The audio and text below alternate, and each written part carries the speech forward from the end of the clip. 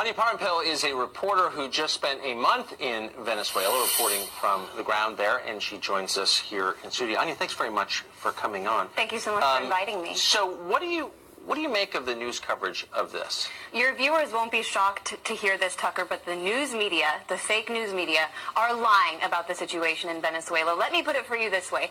Imagine if Hillary Clinton had refused to admit defeat after losing to President Trump in 2016 and banded together a group of 24 U.S. soldiers and attempted to take the White House by force. I don't think she'd be walking freely on the streets the way Juan Guaidó is walking right now in Caracas, and I certainly think the news media would be calling it rightfully a coup.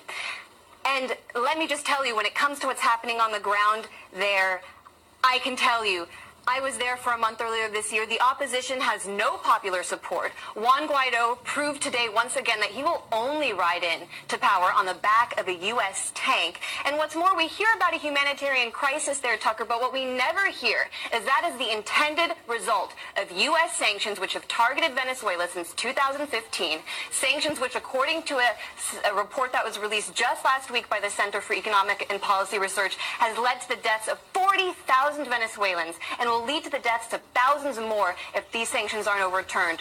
President Trump, if he truly cared about the American or the Venezuelan people and the American people for that matter, he would end this disastrous policy, he would end the sanctions, and he would look into John Bolton's eyes, into Elliott Abrams' eyes, and Mike Pompeo's eyes and say, you are fired. You are leading me down a disastrous path, another war for oil, something the president said. You are passionate. He was celebrated by the American people when he said Iraq was a mistake, and now he's willing to do it again. President Trump promised to drain the swamp, and he flooded his national security team with that exact swamp. Well, I agree with that, actually.